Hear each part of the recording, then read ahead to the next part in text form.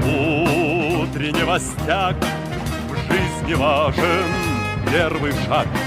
Слышишь, реют над страною ветры яростных атак. И вновь продолжается бой, и сердцу тревожно в груди.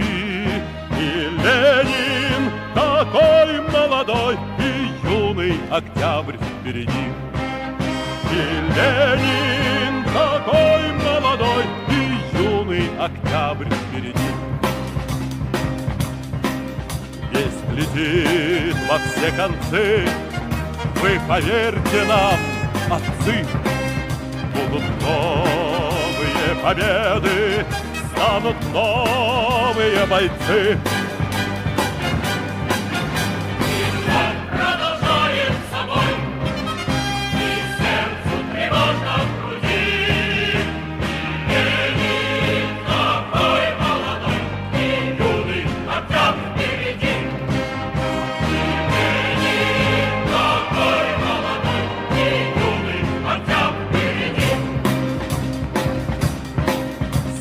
Милости не жди, жизнь для правды не щади. Нам, ребята, в этой жизни только с правдой по пути. И вновь продолжает собой, и сердце тревожно в груди. И Ленин такой молодой, и юный октябрь впереди.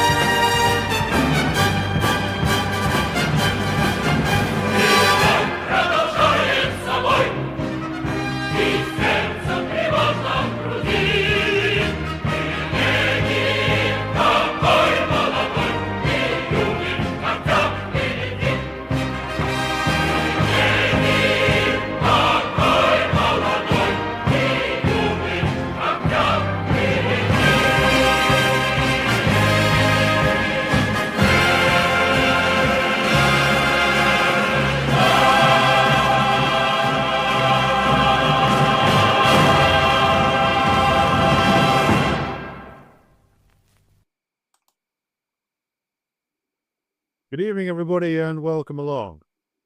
Tonight, we bring you the second in a series of programs dedicated to exploring the economic, political, and social realities of the countries that make up the core BRICS nations. So that's Brazil, Russia, India, China, and South Africa. This was an idea that I came up with following my research into the reality of the political economy of India and how the changes that have taken place over the last 35 years have effectively turned India into a state run by a comprador bourgeoisie. And in that episode, I explored the reasons why, which are rooted in the economic changes that started in the early 1990s and which encouraged the growth of a bourgeoisie that was dependent upon access to foreign capital. Now, the second part of our series on the BRICS nations is going to focus on Russia, and this is a longer one. This is going to take 2 episodes to fully explore the necessary history and current events involving Russia, because what we need to do when we talk about Russia, is to firstly accurately define what is the nature of the Russian system as it stands today. How has it changed over the last 30 years?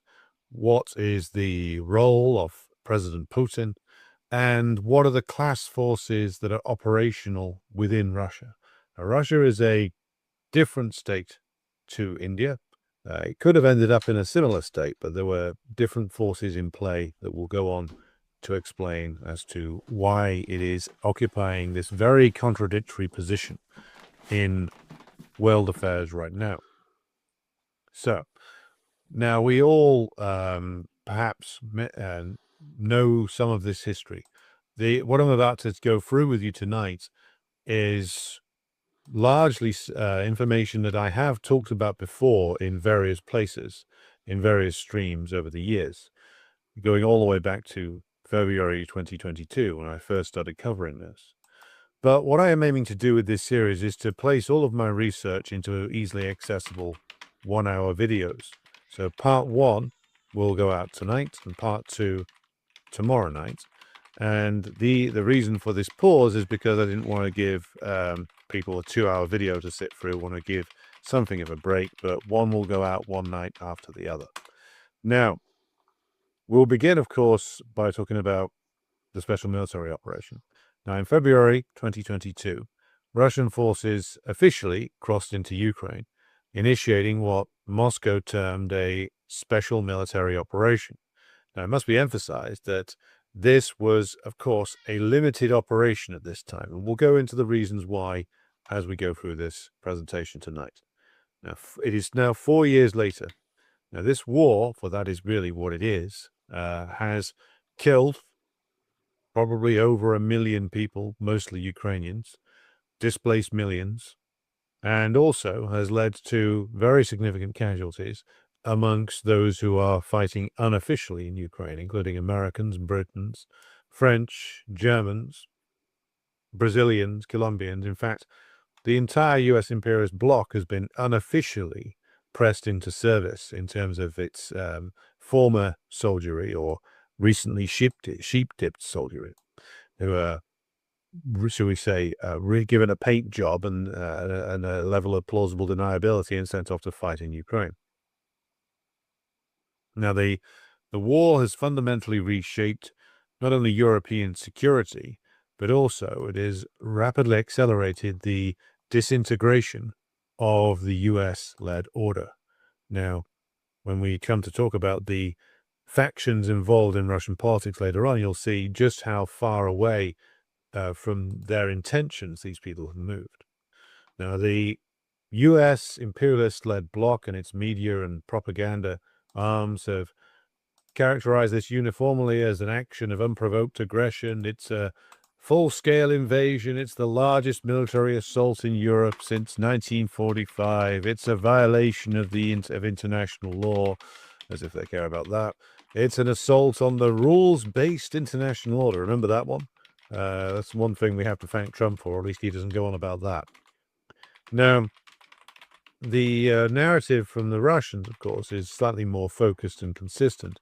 They declared it correctly, in my view, to be a defensive, necessary war in response to 8 years of a proxy war waged by NATO on the people of what used to be Ukraine, on the people of Donbass. And we will talk about the full operations of NATO between 2014 and 2018 later. But my task in this, giving you this talk, is to move beyond surface level characterizations, to examine the structural forces that produce this conflict. Now, this requires a theoretical framework capable of grasping the dynamics of contemporary imperialism as a stage, the highest stage of capitalism, the specific contradictions of peripheral and semi-peripheral states within the world system, the class character of state formations and how this shapes foreign policy and war policy, because after all, to draw upon the very famous lines from Karl von Clausewitz, war is a continuation of policy by other means. And also we will be exploring the dialectical relationship between interstate conflict and revolutionary potential. This will not be an exercise in abstract theorizing. The frameworks I will deploy here, including Lenin's theory of imperialism, Mao's analysis of what makes a primary contradiction, Gramsci's concepts of hegemony and the passive revolution, Marx's analysis of Bonapartism, and the world systems theory of Immanuel Wallerstein and the work of Samir Amin will be all drawn upon to look upon this particular crisis. Now, all of these are essential tools for understanding why this war happened, why it has lasted so long, and where it may lead. This analysis will, I hope, be comprehensive. I'll be bringing together the research I've done over the last 4 years. So we will examine in detail the theoretical foundations of our approach, the structure of US imperialism and NATO expansion as the principal contradiction, the Bonapartist character of the Russian state and its factional composition, the political economy of Russian capitalism and its contradictory position in the global value chain, the specific context and conduct of the special military operation, and finally, the strategic implications for anti-imperialist forces in the contemporary conjuncture. We'll start off with the theoretical framework I'll be using and the methodology. So I'll elaborate upon the 5 theoretical pillars that will structure this analysis, drawing extensively on the original theoretical texts and their contemporary application.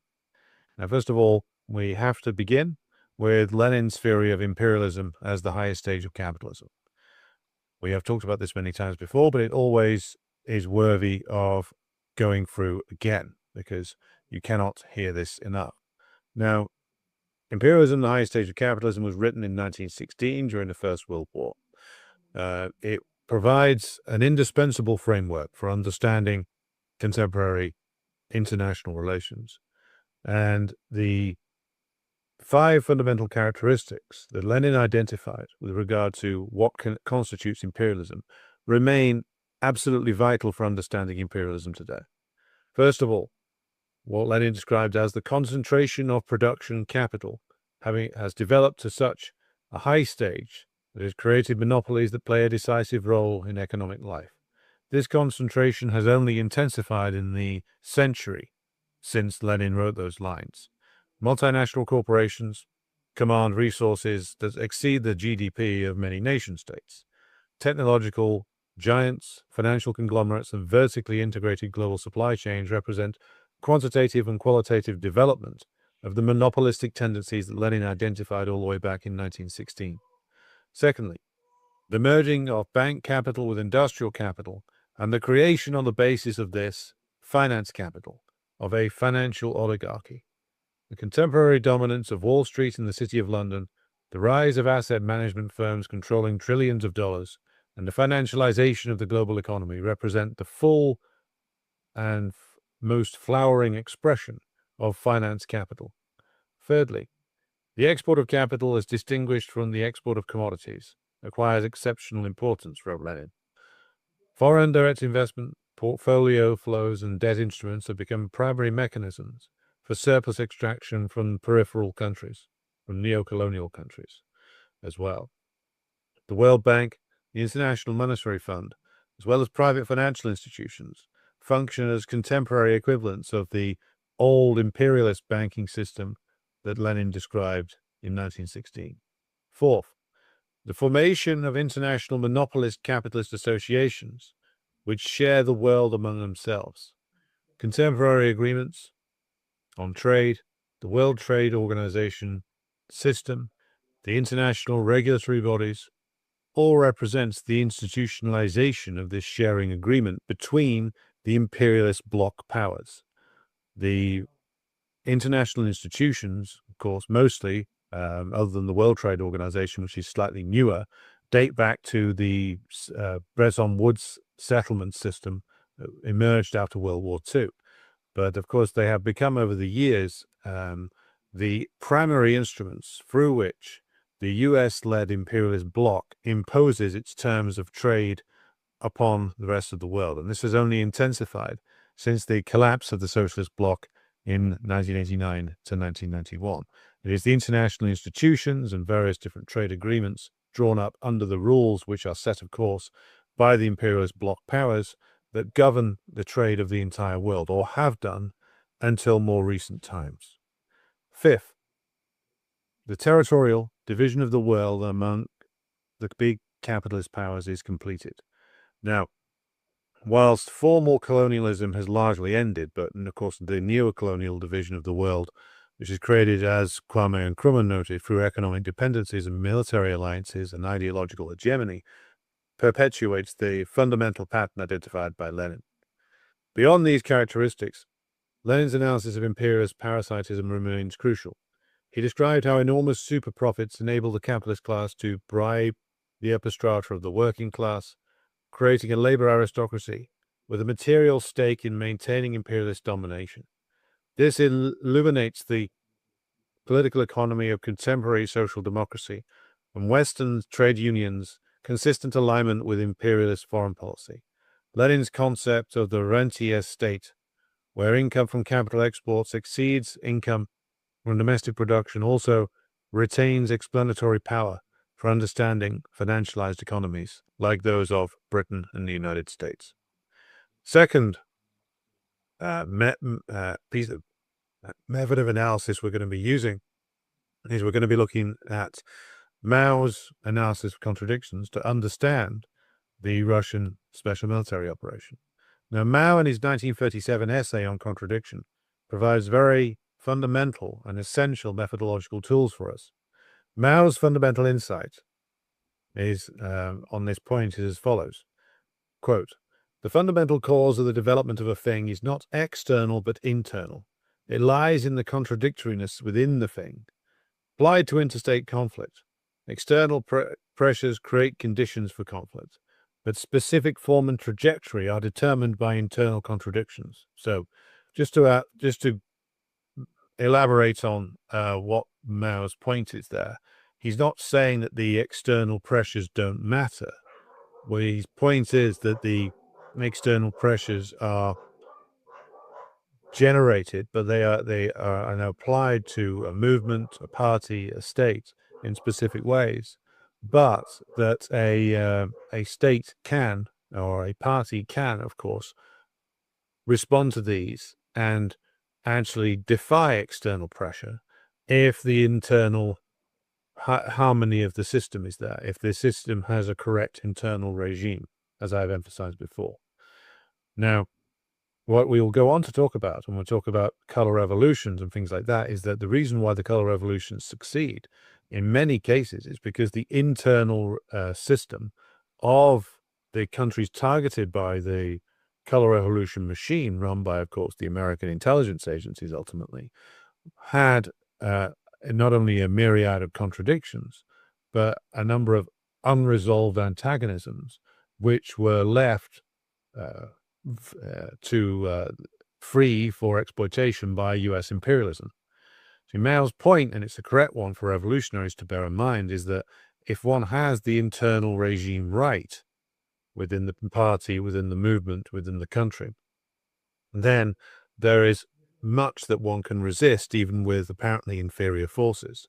The current situation with regard to Iran and its resistance against the supposedly superior forces of the United States provides a lesson here, as does the survival of the DPRK for over 30 years now, following the elimination of its principal trading partners.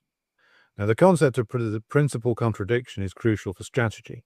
Mao writes as follows: If in any process there are a number of contradictions, one of them must be the principal contradiction, playing the leading and decisive role, while the rest occupy a secondary and subordinate position. Therefore, in studying any complex process in which there are two or more contradictions, we must devote every effort to finding its principal contradiction. Once this principal contradiction is grasped, all problems can be readily solved. In the contemporary context, this directs attention to the contradiction between U.S. imperialism and forces resisting its hegemony, and the principal contradiction determining overall character of all international relations. Other contradictions between Russia and Ukraine, within Ukrainian society, within Russia itself, while significant, are subordinate to the primary contradiction.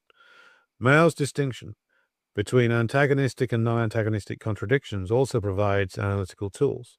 Antagonistic contradictions, such as those between imperialism and oppressed nations, can only be resolved through revolutionary struggle. Non-antagonistic contradictions can be resolved through other methods. Furthermore, Mao's concept of the transformation of contradictions, the recognition that the principal and non-principal aspects of a contradiction transform themselves into each other, helps us understand dynamic political situations. The Russian special military operation itself represents such a transformation. What began as a contradiction between Ukraine's elected government and the Western-backed coup plotters in 2013 to 14 developed into a direct military confrontation between Russia and the US imperialist bloc supporting the Ukrainian puppet state. Third mode of analysis we'll be looking at through tonight to understand the question of Russia and the SMO is that of Antonio Gramsci and his concepts of hegemony and passive revolution, which we're talking about in the ongoing Gramsci series, which we're doing on Patreon at the moment. Now, Gramsci developed these concepts during his imprisonment under Mussolini's fascist regime. Gramsci's theoretical contributions illuminate ideological and cultural dimensions of imperialist domination.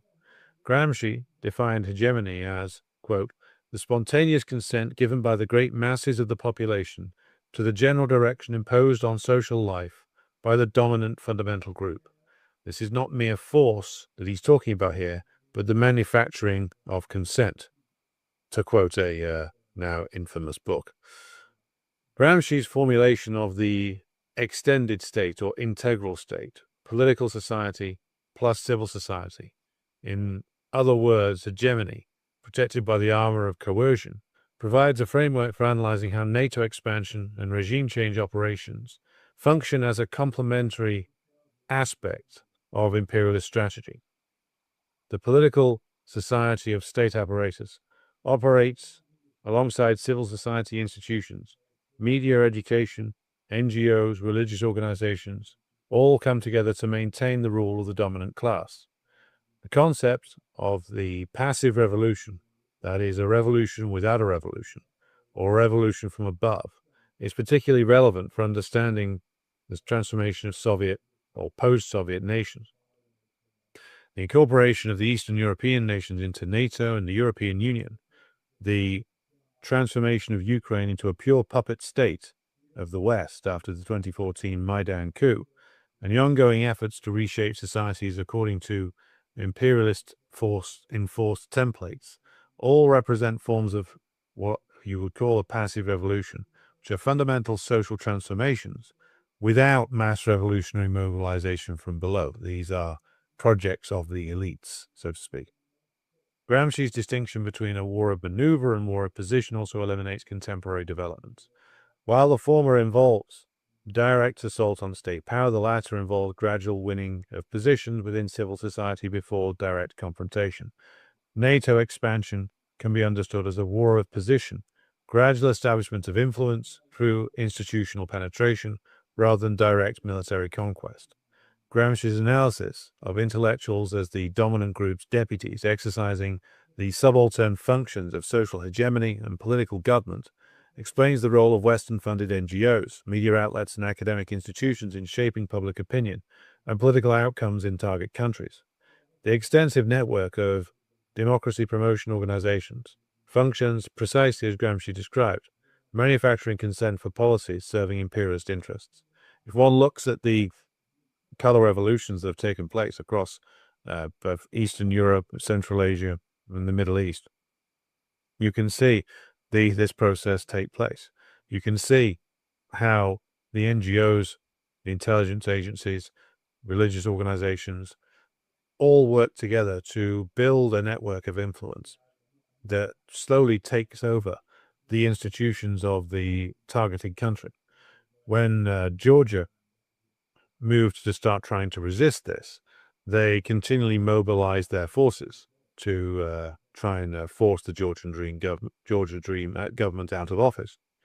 They were able to have such forces available to them because successive governments, including the Georgian Dream government, had allowed the Western-backed NGOs to take over the huge areas of the education system, essentially enabling unfettered propaganda into their classrooms and into their lecture halls, enabling the NGOs to recruit students as their foot soldiers under the promise of modernization, under the promise ultimately of bringing in the Western system, but also under more, should we say, crude promises such as payments or being able to go to the West. But the taking over of civil society by Western-funded and backed NGOs, this has been a crucial way of operations for U.S. imperialism, particularly over the last 40 years. Fourth point tonight, I'm going to be talking about Marx's analysis of Bonapartism. In his seminal work, The 18th Brumaire of Louis Bonaparte from 1852, Marx examined the coup of December 2nd, 1851, providing essential conceptual apparatus for analyzing state forms that emerge when traditional bourgeois parliamentary rule proves incapable of managing intensifying class contradictions. The coup, which ended the Second French Republic, established the Second Empire, represented for Marx not a political aberration, but necessary structural adaptation of a capitalist state under conditions of acute class struggle. Marx described how the bourgeoisie, facing threats from below and paralyzed by internal divisions, effectively surrendered direct political control to an authoritarian executive that would protect their fundamental economic interests while depriving them of political power. As Marx observed himself, the bourgeoisie confesses that its own interests dictate that it should be delivered from the danger of its own rule, that to restore tranquility in the country, its bourgeois parliament must first of all be given its quietus, that to preserve its social power intact, its political power must be broken, that the individual bourgeois can continue to exploit the other classes and to enjoy undisturbed property, family, religion, and order only on condition that their class be condemned along with the other classes, to political nullity. This formulation captures the essential paradox of Bonapartist rule. The bourgeoisie maintains economic dominance precisely by surrendering political supremacy. This distinctive characteristic of the Bonapartist state is in its relative autonomy from direct control by any particular class or class fraction, enabling it to function as an arbiter apparently above contending social forces. Engels noted that, quote, periods occur in which the warring classes balance each other so nearly that the state power as ostensible mediator requires for the moment a certain degree of independence of both. End quote. The essential condition for Bonapartism, as Marx noted in The Civil War in France, written in 1871, is that the bourgeoisie has already lost and the working class has not yet acquired the faculty of ruling the nation. This identifies the precise structural location. Bonapartist regimes emerge at moments of class equilibrium when neither bourgeoisie nor proletariat can establish hegemonic dominance. And we'll talk about that as it applies to Russia in the 90s later on in this presentation. Fifth part of our analysis, the world systems theory and dependency theory. Immanuel Wallerstein's analysis of the world system as capitalist world economy characterized by core periphery structure offers macro historical perspective. Wallerstein identified three zones: the core, characterized by capital intensive production and high value activities; the periphery, characterized by raw material extraction and labor intensive production; and the semi-periphery, occupying intermediate positions, combining elements of both. Samir Amin's concept of delinking, the submission of external relations to internal requirements, provides a framework for understanding attempts to develop autonomy from Western-dominated institutions. Samir Amin argued that genuine development in the peripheral nations requires breaking from the logic of global capitalist accumulation and prioritizing domestic needs over export-oriented growth. We'll also be talking about Roy Mauro Marini's analysis of superexploitation, labor power remunerated below its value, though through intensification of exploitation, extension of the working day and denial of necessary consumption, illuminates mechanisms of surplus extraction from peripheral regions. His concepts of sub-imperialism, describing Brazil's intermediate position as a band of regional powers with policies both associated with and autonomous from U.S. imperialism, all also illuminate our analysis going forward. These 5 theoretical frameworks are not merely additive, they are integrated through historical materialist methodology that insists upon beginning analysis with material conditions of life rather than ideas, consciousness, or abstract moral categories. Interstate conflicts must be understood as arising from contradictions of the capitalist mode of production and competitive pressures that it generates. Now, moving on then to talk about the central thesis that I am going to present to you and the objectives I set myself in doing this research. Now, my central thesis contains 3 interconnected propositions that I will develop both in tonight's broadcast and in tomorrow night's broadcast, part 1 and part 2 of this analysis. Now, this first proposition, which is that the Russian special military operation represents a contradictory response to imperialist encirclement. It contains objectively anti-imperialist dimensions, resistance to NATO expansion, to the incorporation of Ukraine into the Western sphere of influence, to the systematic elimination of Russia as a potential rival, while being conducted by a capitalist state representing oligarchic class interests rather than socialist forces.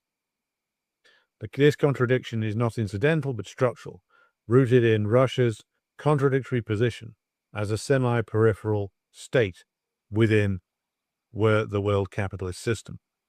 Second proposition, that the Bonapartist character of the Putin system, its positioning of Putin and the system he leads as a supreme arbiter above contending class factions, its dependence on managing those factions to maintain internal cohesion, its inability to resolve the fundamental contradiction between capitalist restoration and sovereign development, fundamentally limits its capacity to pursue a genuinely anti-imperialist transformation or achieve decisive military success. The specific form of the Russian state shapes the possible forms of Russian foreign policy and military action. And we'll go on to explore why the form that the Russian state has taken and the class composition of the Russian state, that is the Russian Bonapartist system, has defined the tactics used in the special military operation and is the principal reason why it has lasted 4 years. Third proposition. Despite the limitations of the Russian state and the class forces that it represents, U.S. imperialism remains the principal contradiction in the contemporary world system. The aggressive expansion of NATO, the orchestration of regime change operations, the systematic encirclement of Russia, and the comprehensive sanctions regime all demonstrate that the primary dynamic shaping international relations is the attempt by U.S. imperialism and its bloc allies to maintain hegemony and prevent the emergence of any challenge to its dominance. Anti-imperialist strategy, therefore, must be to oppose NATO expansion and the existence of NATO, and to oppose U.S. aggression, whilst not subordinating ourselves to the various different bourgeois factions within the Russian state. Now, this is not going to be a particularly popular position. It refuses to be uncritical of the current Russian state and those who run it and the class forces that it represents. And also, I refuse, as I have done consistently for many years, to indulge in the abstract moralizing that the Western liberal social democrats and state assets engage in when discussing Ukraine. This analysis demands what Lenin called concrete analysis of concrete conditions. And as Mao emphasized, it is the most essential thing in Marxism, the living soul of Marxism. Seek truth from facts. This research that I've done flows from this framework to examine the special military operation through the lens of anti-imperialist struggle, to identify U.S. imperialism as the primary contradiction in the contemporary world system, and to situate Russia as a contradictory, semi-peripheral capitalist state whose responses to imperialist pressure are shaped by its specific class structure and state form. Now, we'll start off with U.S. imperialism as the primary contradiction in the contemporary world system. So we now turn to a detailed examination of U.S. imperialism as the principal contradiction, beginning with the contemporary world system and U.S. hegemony. The contemporary world system is fundamentally shaped by structures of monopoly capitalism that Lenin, of course, analyzed over a century ago. While the specific forms have evolved, essential characteristics remain operative. The United States, as a hegemonic power of the post-1945 international order, has constructed a global system embodying the 5 features of imperialism that Lenin identified and that we went through just earlier on. The concentration of production and capital has reached unprecedented levels. In the tech sector, a handful of firms such as Google, Apple, Microsoft, Amazon, Meta/Facebook dominate global markets and exercise unprecedented influence over information flows. In finance, asset management firms like BlackRock and Vanguard control trillions in assets, giving them decisive influence over corporate governance and economic policy globally. The fusion of bank capital with industrial capital to create finance capital has produced financial oligarchies whose interests are inseparable from the imperialist project. Wall Street and the City of London function as a central nervous system of global capitalism. Financialization, where speculative activities predominate over productive investment, represents the fullest development of the parasitic tendencies that Lenin analyzed in 1916. The export of capital, as distinguished from the export of commodities, has acquired truly exceptional importance. The International Monetary Fund and the World Bank, as mechanisms for imposing structural adjustment programs, opening peripheral economies to Western capital, the accumulated debt of developing nations is now exceeding $3 trillion. This functions as a permanent mechanism of wealth extraction. Formation of international monopolist associations has been institutionalized through the World Trade Organization, regional trade agreements, and international regulatory bodies. Investor-state dispute settlement mechanisms enable multinational corporations to override national labor laws, and the territorial division of the world, whilst no longer mainly, but not you still get exceptions to this, it no longer takes the form of direct colonial rule, but it has been maintained through the neo-colonial relationships of economic dependence and military alliances, as analyzed so peerlessly by Kwame Nkrumah. The U.S. maintains approximately 750 military bases, but that's the ones they're prepared to acknowledge. The real total is undoubtedly much higher, in 80 countries across the world, providing coercive infrastructure for maintaining this division of the world. Immanuel Wallerstein's world systems analysis provides macro-historical framework for understanding the structural position of the United States, the dynamics of hegemonic transition. Wallerstein identified 3 hegemonic powers in the history of the modern world system: the Dutch in the 17th century, the British in the 19th century, and the U.S. in the 20th century. American hegemony, Wallerstein argued, represented the most extensive and total exercise of hegemony in world system history. Following the Second World War, the U.S. commanded half of global industrial production, possessed a monopoly on nuclear weapons for a certain period of time, and established the Bretton Woods institutions. However, the upheavals of 1968 marks a turning point in the stability of American hegemony. Global disturbances that year represented the part of a huge challenge to the bourgeois ideology that underpinned the post-war order in the West. Unfortunately, of course, as we've covered many times on this channel, that challenge was to fall short due to the treachery of revisionism, amongst other things.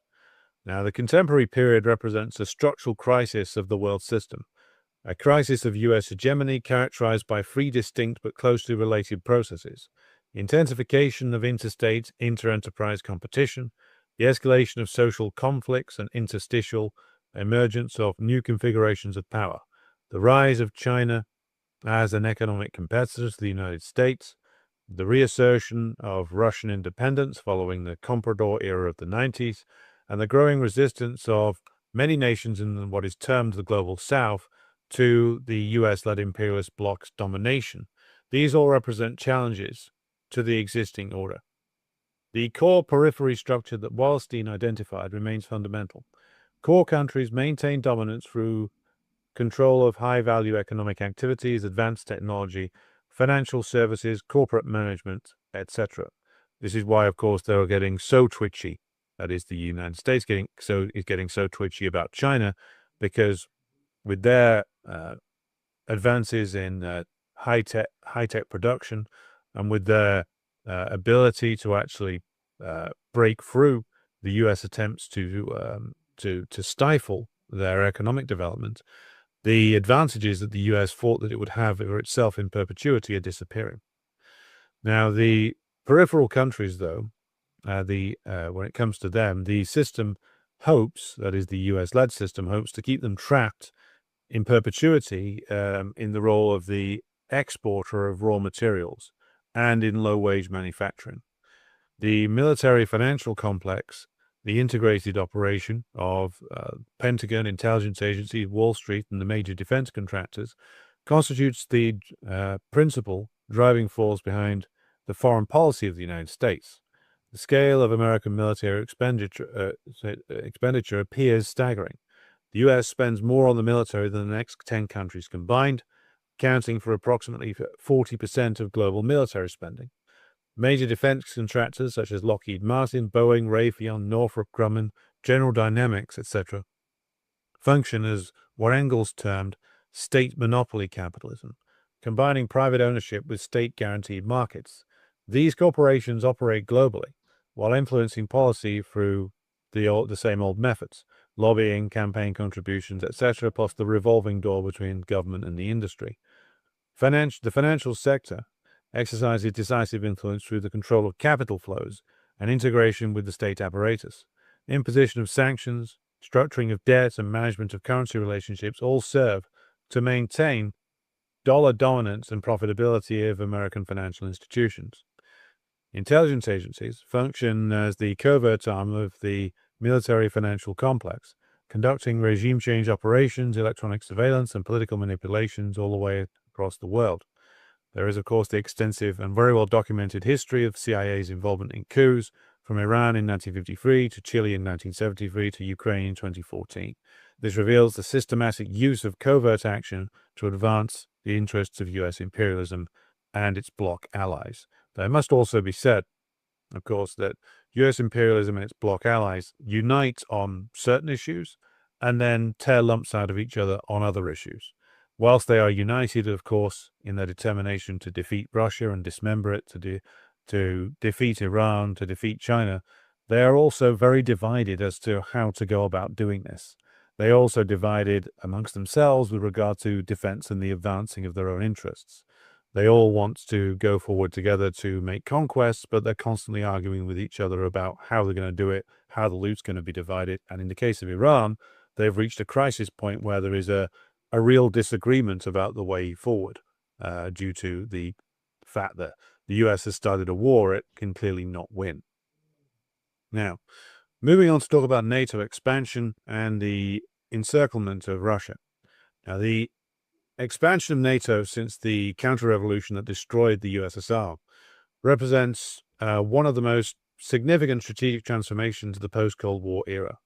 The expansion must be analyzed not as a defensive response to so-called Russian aggression, but as an active project of territorial division, which is integral to the imperialist system, as Lenin would have seen clearly. Now, the NATO alliance was never defensive, as I've covered many times before.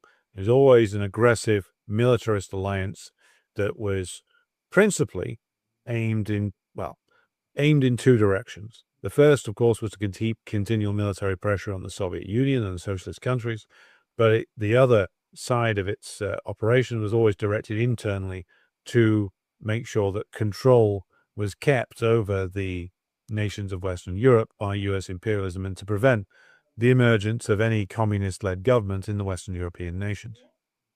But from 16 members in 1991, NATO then expanded until it had 32 members in 2024. incorporating almost all the former Warsaw Pact nations and 3 former Soviet republics. Those are the, of course, yapping chihuahuas on the Baltic. Now, we should examine this expansion in detail.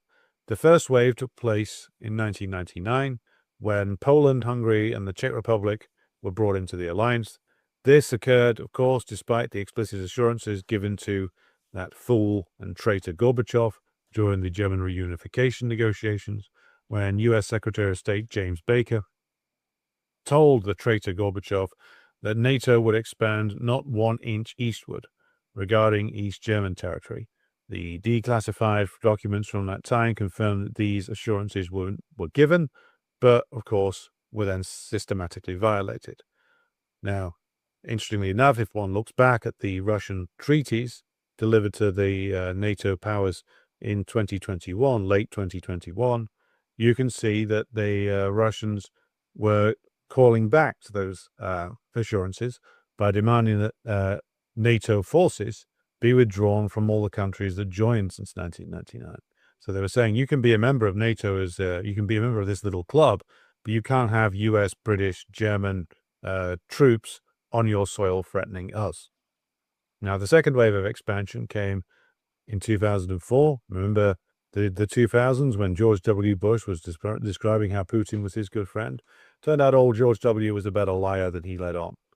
Now, this was the largest expansion, which added 7 countries: Estonia, Latvia, and Lithuania, the aforementioned Chihuahuas, Slovakia, Slovenia, Romania, Bulgaria. Now, the incorporation of the Baltic states, former Soviet republics, brought NATO directly onto the Russian border, within 100 miles of St. Petersburg. This placed NATO forces within striking distance of Russia's second largest city and its former capital, the former Leningrad. Now, of course, when this happened, the Russians grumbled, they made protests, but no military action was forthcoming. The Baltic states were not invaded. Now, I'm going to be addressing the question of why that was later on in this particular program. There was a third wave of expansion in 2009, which added Albania and Croatia. The former nation of Enver Hoxha surrendered itself to the Western Imperialist Alliance, unfortunately. There was a fourth wave in 2017, which brought in Montenegro, of course, after a color revolution operation in that country. The fifth wave in 2020 brought in what's referred to as North Macedonia. And the final wave that we're talking about here brought in Finland and Sweden. Now, Finland's accession to NATO doubled NATO's land border with Russia, adding 830 miles of a new frontier. This transformed the northern flank and placed NATO's forces in a position to threaten St. Petersburg from multiple directions and to dominate, or try to dominate, the Baltic. It's also worth mentioning at this stage that, of course, forces coming from, Poland and Finland, ultimately, through Poland and Finland, where, of course, this was the route taken by the Nazi forces to carry out the horrific siege of Leningrad, which stays long within Russian historical memory. Now, the military infrastructure accompanying this expansion has been extensive and continuously growing. NATO established an enhanced forward presence, known as EFP, in 2016-17, deploying 4 multinational battle groups to Estonia, Latvia, Lithuania, and Poland. Following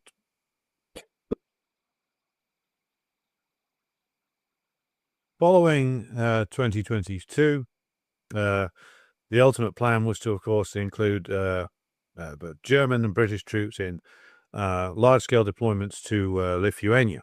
And the Germans are scheduled to deploy 5,000 troops there by 2027. Now, the missile defense infrastructure has also been deployed, with Aegis, a shore science operational in Romania from 2016 and Poland from 2022. While NATO maintains these systems are directed against Iran, funnily enough, the Russians correctly view them as potential offensive missile launch platforms. The Mk-41 launchers used in the Aegis ashore can fire Tomahawk missiles, as well as defensive interceptors, and the radar systems provide surveillance deep into Russian territory. Funny, we're talking about radars when the Iranians have eliminated so many of them in the past couple of weeks. Now, NATO expansion must be analyzed and understood as part of a broader strategy for maintaining U.S. hegemony. by preventing the emergence of any Eurasian power or combination of powers that could challenge Western dominance. This strategy was articulated with unusual candor by Zbigniew Brzezinski in his 1997 book, The Grand Chessboard, American Primacy and Its Geostrategic Imperatives. Brzezinski explicitly identified Ukraine as a crucial piece on this chessboard. Ukraine, he said, a new and important space on the Eurasian chessboard, is a geopolitical pivot because its very existence as an independent country helps to transform Russia. Without Ukraine, Russia ceases to be a Eurasian empire. This geopolitical logic explains the intensity of Western commitment to Ukraine and refusal to accommodate any Russian security concerns. The strategy also involves preventing significant Eurasian economic integration that could reduce dependence on Western-controlled institutions. The Belt and Road Initiative, Eurasian Economic Union, and various regional development banks all represent potential alternatives to Western-dominated systems. NATO expansion is complemented by economic mechanisms such as EU association agreements, IMF structural adjustment programs, etc., that incorporate target countries into the Western sphere. The 2008 NATO Bucharest summit declared that, quote, Ukraine and Georgia will become members of NATO, unquote. This represented a commitment to the eventual incorporation of these countries that the Russians viewed as an existential threat. Putin reportedly warned George W. Bush at the time that if Ukraine joined NATO, Russia would consider it a direct threat. This warning, of course, was disregarded, and subsequent events have confirmed the Russian assessment as being correct. NATO expansion has been accompanied by a systematic program of regime change operations, targeting governments that have resisted, even in the smallest way, the integration into the Western system.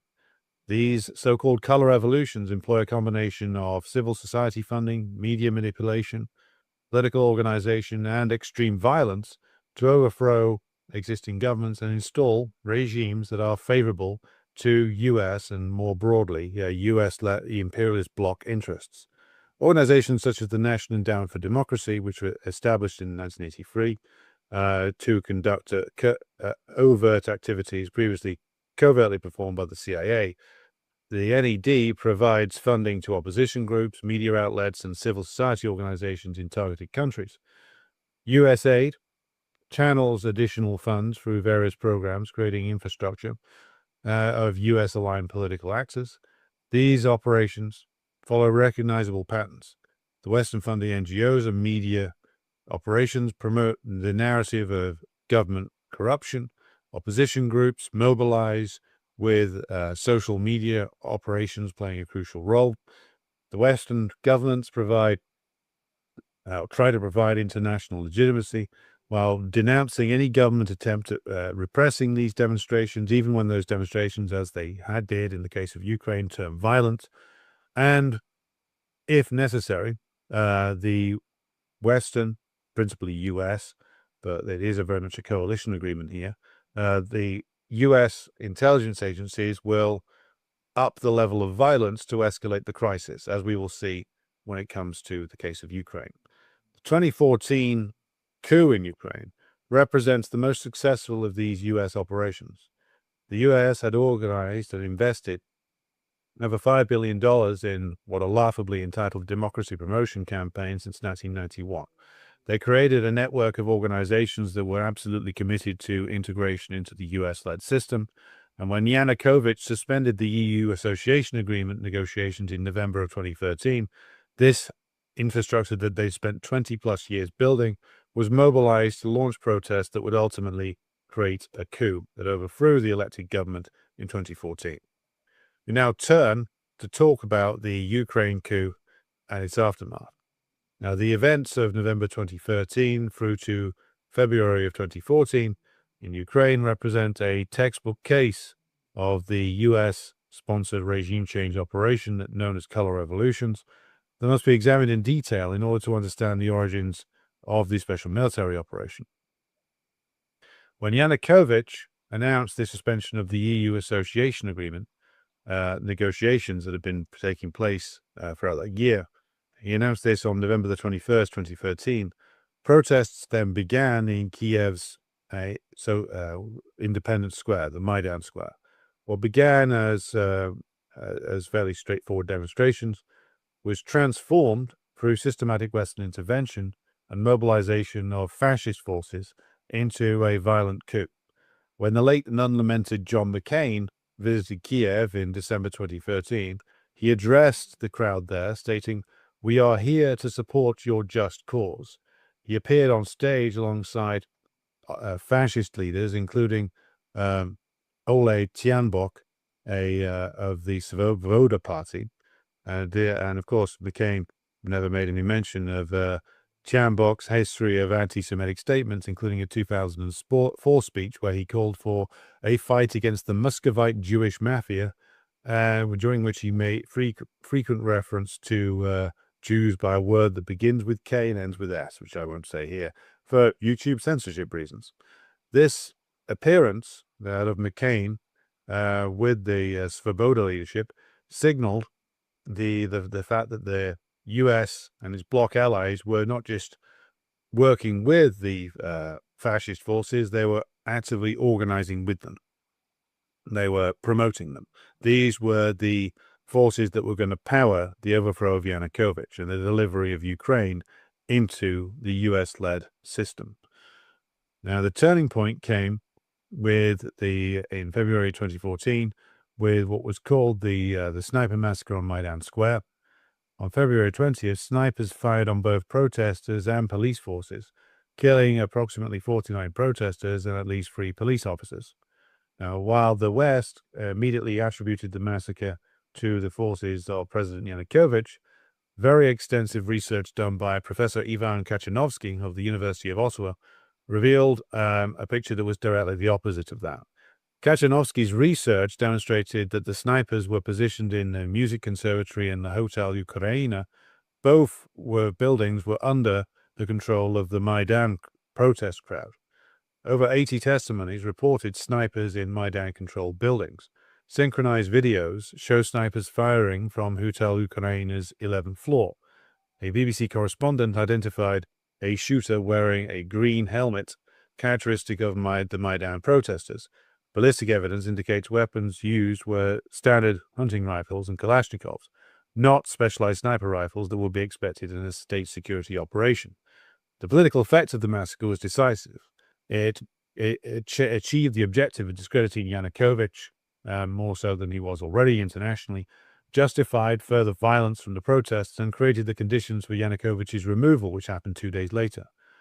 Now, the massacre was clearly planned, and it was a planned provocation carried out apparently by members, or amongst others, of the Georgian Legion, a fascist organization from the former Soviet Republic of Georgia. Now, the leaked phone call between U.S. Assistant Secretary of State Victoria Nuland and the U.S. Ambassador to Ukraine, Jeffrey Pyatt, that was recorded in February 2014, revealed direct U.S. involvement in shaping the post-coup government. Nuland discussed which opposition figures should be in the new government, saying Yats is the guy, referring to Arseny Yatsenyuk, and dismissively saying fuck the EU regarding any European mediation efforts. This recording, released publicly, demonstrated that the US was not merely supporting the Maidan coup, but was actively selecting the coup regime. They were selecting the personnel, much like Citibank selected the personnel in Obama's government. Now, the coup government that was installed in Kiev was delivered upon what it was meant to. It carried out a fundamental transformation in Ukraine's relationship to the imperialist system. The new regime was even more dominated by the interests of the Ukrainian oligarchy than any of the previous governments had been. And they, of course, all had close ties to Western finance capital. They deliberately pursued policies that involved the complete subordination of Ukraine, economically speaking, and in terms of foreign policy, to the interests of the US-led bloc. Svoboda party members received significant positions.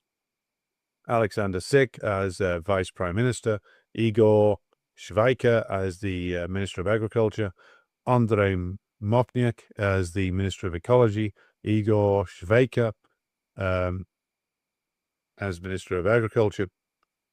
These appointments legitimized the fascist party by sticking suits on them and inviting them through all the wrong conferences. Arseny Yatsenyuk became the prime minister and immediately began implementing an economic program which was created by Western institutions. This involved cutting social spending by 50%, eliminating all subsidies, preparing the ground for further privatization efforts. It's worth remembering that there have been multiple privatization waves inflicted upon the Ukrainian people by Ukrainian governments since 1991.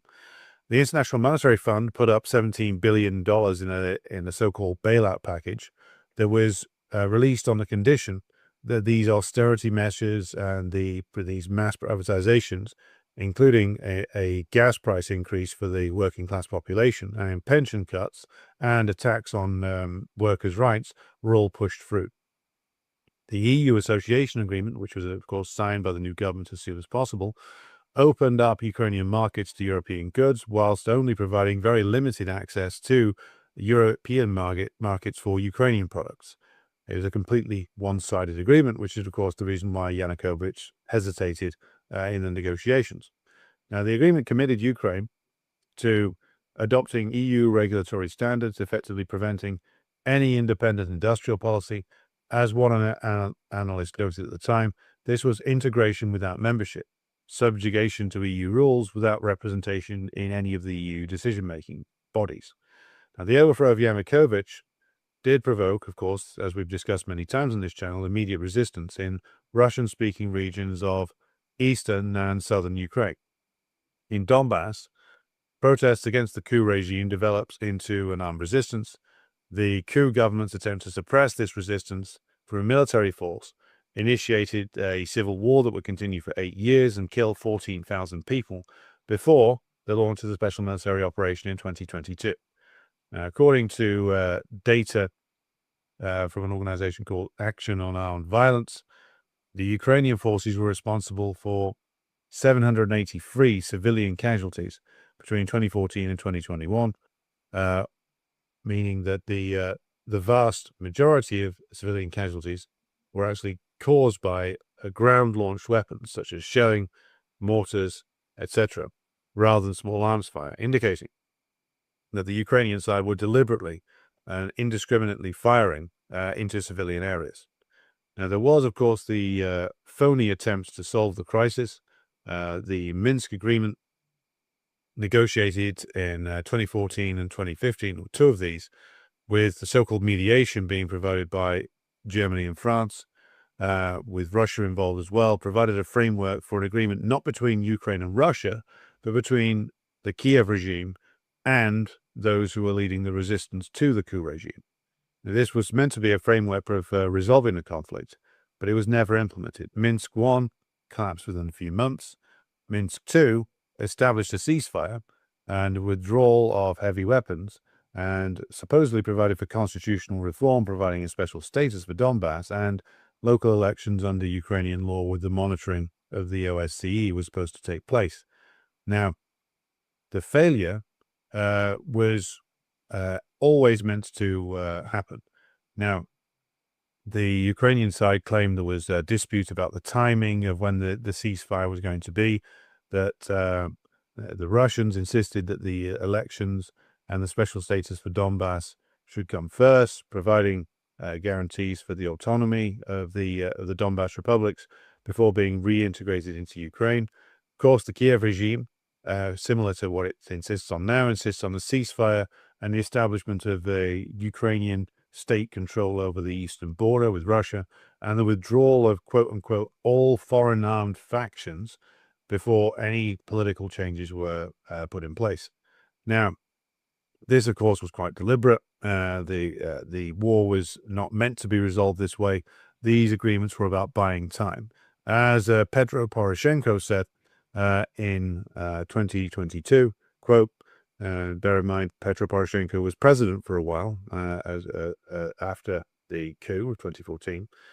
He said in 2022 the following: Our task was first to avert the threat, or at least delay the war, to get 8 years to restore economic growth and build up the strength of the armed forces. It was achieved. This admission that Minsk was signed primarily to buy time for military buildup rather than as any kind of genuine peace effort explains why the political provisions were never implemented. During the 8 years of conflict, Ukraine received extensive military assistance from NATO countries, transforming the Ukrainian military from a force of that was described by most analysts as a post-Soviet legacy force into a completely interoperable army that could fit into, of course, NATO fighting formations. The US, prior to 2022, committed over $265 million in equipment and training through what was known as Operation Fearless Guardian. I really do love their absolutely absurd names. That was in 2015, and there were 300 men from the 173rd Airborne Brigade providing training at Yavoriv International Peacekeeping and Security Center. This was supplemented by a very extensive CIA training program, special operations support, and intelligence sharing. That is, of course, the CIA involvement has been confirmed in articles in the New York Times. Now, by 2022, the Ukrainian military had grown from approximately 130,000 to over 250,000 active service personnel with extensive NATO standard training, transition to NATO compatible equipment, and combat experience that they had received in trying to crush the Donbass republics. This transformation was precisely what the Minsk process was supposed to prevent. It was supposed to promote reconciliation, but that was only ever a cover for integrating Ukraine into NATO and buying time to do so, as now confirmed not just by Poroshenko, but by Francois Hollande and Angela Merkel herself. Now, this brings us to the conclusion of part one.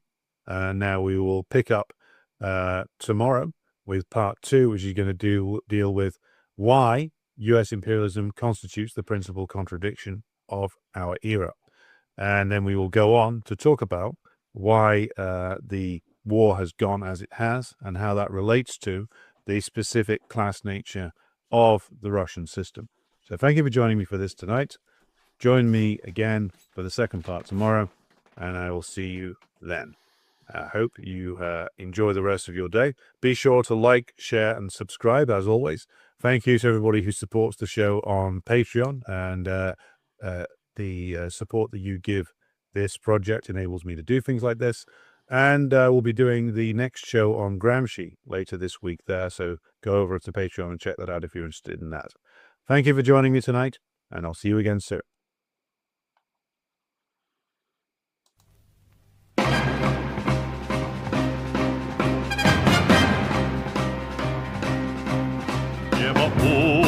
Утреннего стяг в жизни важен первый шаг. Слышишь, веют над страною ветры яростных атак.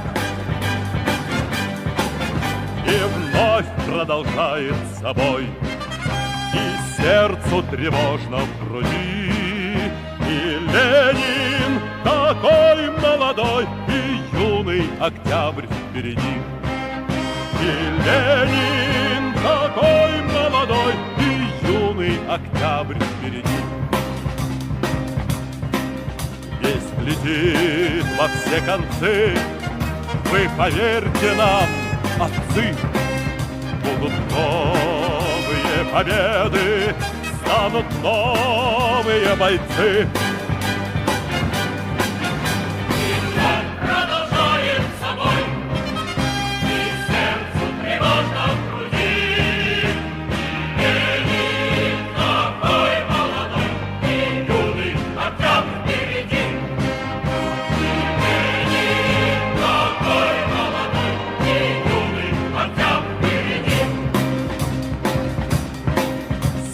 Милости не жди, жизнь для правды не щади.